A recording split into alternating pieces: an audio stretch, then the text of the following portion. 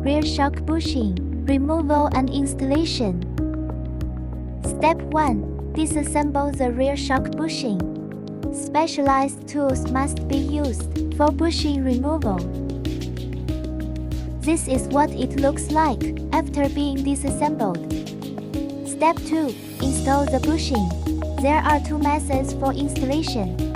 Method 1. Gently tap the bushing into place with a rubber mallet.